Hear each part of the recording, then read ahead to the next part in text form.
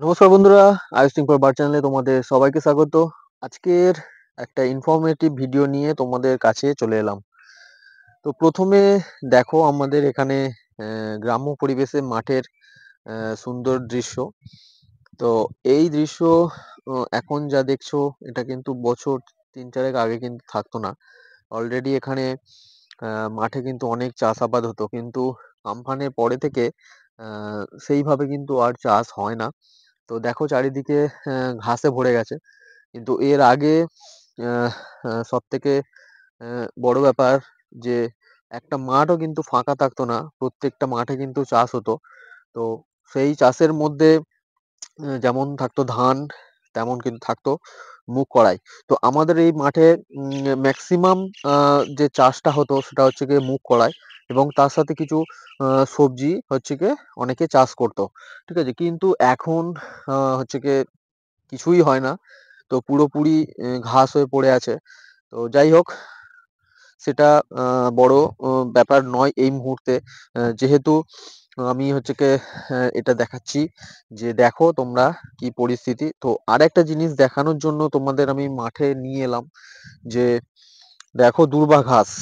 ঠিক আছে, দূর্বা ঘাস তোমরা অনেকেই চেনো, অনেকেই কেন প্রায় সবাই চেনো। তো এই দূর্বা ঘাস কিন্তু পাখিদের কিন্তু ব্রিডিং ভালো হওয়ার জন্য খুবই উপকার।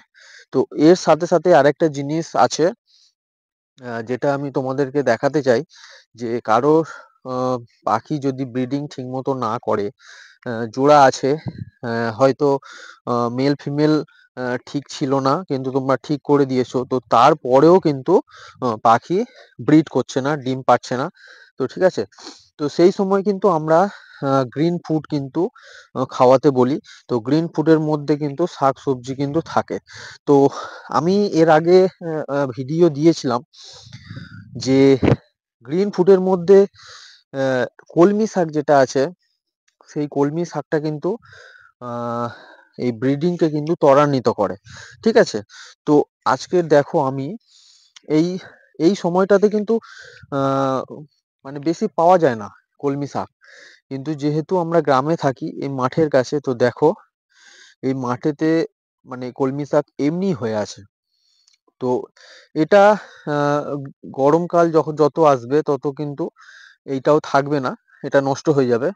কিন্তু এটাকে কিন্তু তোমরা অন্য রকম উপায়ে কিন্তু তোমরা বাড়িতে আহ, করতে পারো। ঠিক আছে, সেটা মানে কলমি শাক আমরা বারবার কিভাবে পাখিকে খাওয়াতে পারি, আমরা বাড়িতে কিভাবে সেই কলমি শাকটাকে মানে উৎপাদন করতে পারি, সেটা নিয়ে আমি একদিন ভিডিও দেব। তো আজকে চলো আমি এখান থেকে কিছু কলমি শাক আমি তুলে নিয়ে যাব, তো আমার পাখিকে দেওয়ার জন্য। তো আরেকটা কথা এখানে আমি বলে রাখি, দেখো এই যে কলমি শাকটা আছে এটা কিন্তু আহ, বেশি পরিমাণে এই মুহূর্তে এই ঠান্ডার সময় কিন্তু দেওয়া যাবে না। ঠিক আছে, তো সপ্তাহে মোটামুটি একবার কি দুবার, আহ, বড়জোর হ্যাঁ দুবারই দেওয়া যেতে পারে, কারণ যেহেতু এইটা একটু সর্দি লেগে যাবার একটা সম্ভাবনা থাকবে যেহেতু ঠান্ডা সময়। তো চেষ্টা করবে তোমরা যে সপ্তাহে মোটামুটি 1 দিন থেকে 2 দিন দিতে। ঠিক আছে, তো চলো আমি আগে পাতাগুলো তুলে নিচ্ছি। তো তারপরে তোমাদেরকে আমি আমার ফার্মে নিয়ে যাব, সেখানে পাখিদেরকে দেব, দিয়ে তোমাদেরকে দেখাবো। ঠিক আছে, তো দেখো বন্ধুরা আমি হচ্ছে কি কলমি শাকগুলো তুলে নিয়েছি। তো এই কলমি শাকগুলো কিন্তু আমি আহ, জলে ভালো করে ধুয়ে নেব। ধুয়ে নিয়ে তারপরে আমি এগুলোকে পাখিদের খেতে দিয়ে দেবো। তো এই কলমি শাক যেটা আছে এই কলমি শাক কিন্তু তোমরা আহ, ডিম যে কুচি কুচি করে এগ ফুড দাও, তো সেই এগ ফুডের সাথে কিন্তু তোমরা এগুলোকে দিতে পারো।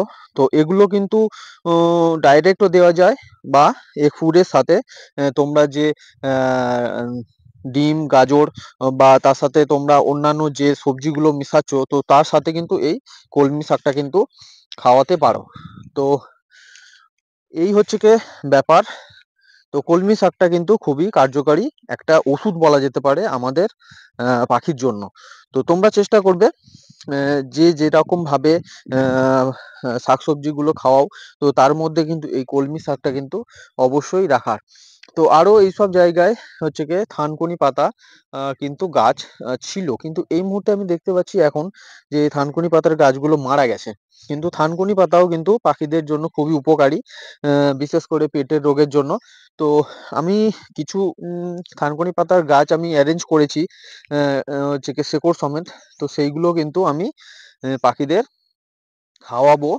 তো আগে সেগুলোকে আমি গ্রো করাবো, কারণ আমি হচ্ছে গিয়ে সেই শেকড় সহ হচ্ছে গিয়ে আমি যে থানকুনি পাতাগুলো নিয়ে এসেছি সেইগুলো আমি হচ্ছে গিয়ে টবে দেবো, টবে দিয়ে আমি হচ্ছে গিয়ে সেগুলোকে বাড়াবো, তারপরে সেখান থেকে করব। কারণ যেহেতু এখন থানকুনি পাতা মার্কেটে খুবই কমে গেছে, পাওয়া যায় না সচরাচর, আর যতটুকু পাওয়া যায় তার দাম কিন্তু খুবই বেশি।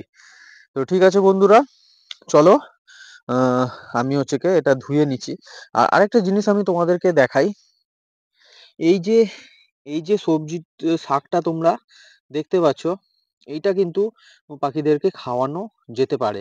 ঠিক আছে, এটা কিন্তু পাখিরা খুব ভালোভাবে খায়। তো যদি এর কেউ নাম জেনে থাকো তো অবশ্যই কমেন্টে জানাইও।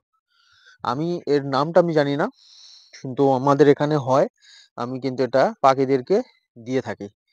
আর কুকুরটাকে দেখো, সে অলরেডি দেখছে আমাকে, আহ আই দেখো ডাকছে, আবার ডাকছে। এর খুব ভয়, এর খুব ভয়। ঠিক আছে, এ কিন্তু অলরেডি আমাদের বাড়িতে থাকে। ঠিক আছে, তো চলো বন্ধুরা, আগে আমি হচ্ছে এটাকে ধুয়ে নিচ্ছি, তারপরে পাখিদেরকে দেবো, সেটা তোমাদেরকে দেখাচ্ছি। তো দেখো বন্ধুরা, আমি হচ্ছে কি এই পাতাগুলোকে পুরো ধুয়ে ভালো করে পরিষ্কার করে আমি কিন্তু নিয়ে চলে এসেছি। তো এবারে পাখিগুলোকে তোমরা দেখো, তো এরা কিন্তু অলরেডি এগুলো কিন্তু খাবার জন্য খুবই উৎসুক হয়ে থাকে, কারণ পাখিদের কিন্তু গ্রিন মানে গ্রিন খাবার, গ্রিন সবজি, সবুজ খাবার, এগুলো কিন্তু হচ্ছে কি ওরা খেতে খুব বেশি পছন্দ করে। ঠিক আছে, তো তো তোমরা দেখো, আমি অলরেডি এদেরকে দেবো। তো এরা কিন্তু খাওয়া স্টার্ট করে দেবে, খাওয়া দেখো আমি এখানে দিয়ে দিলাম, ওরা কিন্তু অলরেডি চলে আসবে। ঠিক আছে, দেখো ওরা ওরা দেখছে। তো যাই হোক, আমি আর যে এগুলো আছে, এগুলো আমি অন্য যে পাখিগুলো আছে ওদেরকে আমি দিয়ে দিচ্ছি। দেওয়ার পরে আমি তোমাদেরকে দেখাচ্ছি। তো তোমরা দেখো কিভাবে ওরা খাওয়া শুরু করে দিয়েছে। তো এই জায়গায় আমি একটা কথা বলি, আমরা অনেক সময় কিন্তু এই ব্রিডিং হচ্ছে না, ডিম পাখি ঠিক মতো ডিম বাচ্চা করছে না, সেই সমস্যা কিন্তু আমরা ভুগে থাকি। ঠিক আছে, তো ব্রিডিং সিজন চলে যাচ্ছে তাও পাখি ডিম বাচ্চা করছে না। এর কিন্তু একটাই সমাধান, কলমি শাক, বা কলমি শাক প্লাস এর সাথে গ্রিন ফুড। তো সবুজ শাকসবজি কিন্তু তোমরা নিয়মিত কিন্তু খাওয়াতে থাকবে। এইগুলো যদি ঠিকঠাক মতো পাখিদেরকে না খাওয়াও, তাহলে কিন্তু পাখিরা ভালো করে তাদের ইন্টারনাল গ্রোথ হবে না, এবং তারা কিন্তু ব্রিডিং এর জন্য কিন্তু তারা প্রস্তুত হবে না। তো এখানে সিঙ্গেল কেজ যেখানে আমার রাখা আছে, তো সেখানেও দেখো, সেখানেও কিন্তু ওরা অলরেডি খাওয়া চালু করে দিয়েছে। তো প্রত্যেকেই কিন্তু মোটামুটি খাচ্ছে। ঠিক আছে, তো এটা হচ্ছে কি ব্যাপার, যে কলমি শাকটা আমরা কেন দেব। তো আর এর সাথে কিন্তু আমরা এই শীতের সিজনে পালং শাক দিতে পারি। ঠিক আছে, এর সাথে ধনে পাতা দিতে পারি, পুদিনা পাতা দিতে পারি। তো এগুলো কিন্তু আমরা দিতে পারি। তো পুদিনা পাতাটা মেনলি হচ্ছে কি গরমের সময় দেওয়া ভালো, কারণ ওটা হচ্ছে কি শরীরকে ঠান্ডা রাখে। তো এই সময় শীতের সময় আমরা চাইবো কিন্তু ওটাকে অ্যাভয়েড করতে। তো পুদিনা পাতা যদি আমরা এই সময় না দিই, তো ব্রোকলি দিতে পারি। ঠিক আছে, তো সেই জায়গা থেকে দেবার কিন্তু অপশন প্রচুর আছে। তো পাখিদেরকে কিন্তু সুস্থ সবল এবং ব্রিডিং এর জন্য উপযোগী করে রাখতে গেলে কিন্তু এই সকল খাবার কিন্তু তোমাদেরকে দিতেই হবে। তো ঠিক আছে বন্ধুরা, আজকের ভিডিওটা এইটুকু। যদি তোমাদের ভালো লাগে, যদি তোমাদের ইনফরমেটিভ মনে হয়, তো অবশ্যই আমার চ্যানেলকে সাবস্ক্রাইব করো। আর যদি কোনো কোশ্চেন থাকে বা যদি কোনো কিছু বলার থাকে, অবশ্যই কিন্তু আমার কমেন্ট সেকশানে কিন্তু জানিয়ে দিও। তো ঠিক আছে বন্ধুরা, আজকের এইটুকু। আবার নেক্সট ভিডিওতে তোমাদের সাথে দেখা হচ্ছে।